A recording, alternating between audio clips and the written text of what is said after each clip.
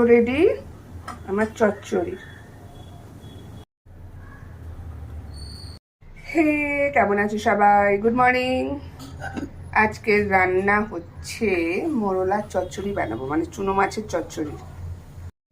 নুন হলুদ মাখিয়ে হালকা করে ভেজে নেব, কারণ আমার কাঁচা মাছ রান্না করলে কাঁচা মাছের যে একটা গন্ধ, সেটা মানে ভালো লাগে না, সেই জন্য আর কি একটু ভেজে নেব হালকা করে।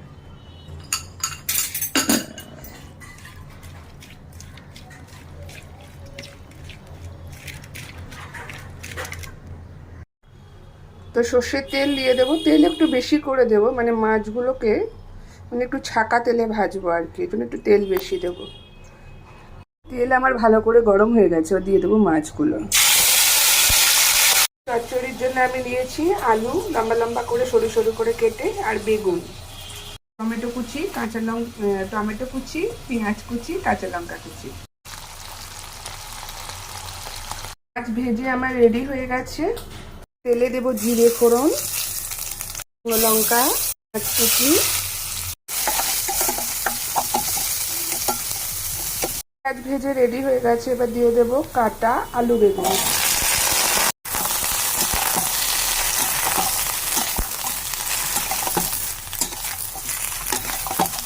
মশলায় লাগবে রসুন বাটা, আদা বাটা, জিরে বাটা।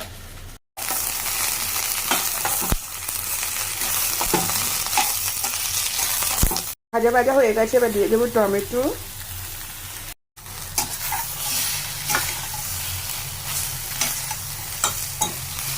পেস্ট, রসুন পেস্ট, মানে আদা জিরে রসুন বাটা, ওই হলো পেস্ট আর বাটা।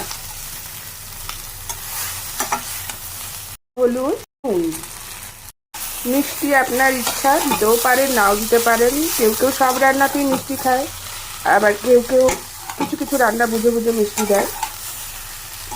আমি একটু সেই কেউ এর মধ্যে পড়ি। লঙ্কার গুঁড়ো, এবার দিয়ে দেবো জল হালকা করে। জলটা দিলাম হচ্ছে আলুটা একটু সেদ্ধ হওয়ার জন্যে, একটু কষে যাক, তারপরে দেবো মাছগুলো। লঙ্কা কটা দিয়ে দিয়েছি। মশলা কষে গেছে, এবার দিয়ে দেবো মাছ।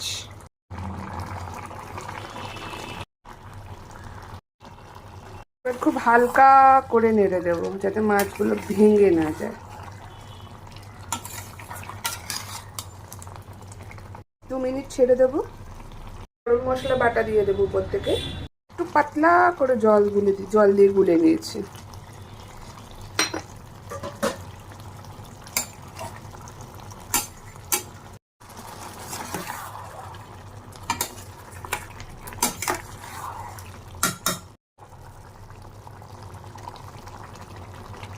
দিয়ে দেবো একটু ধনে পাতা।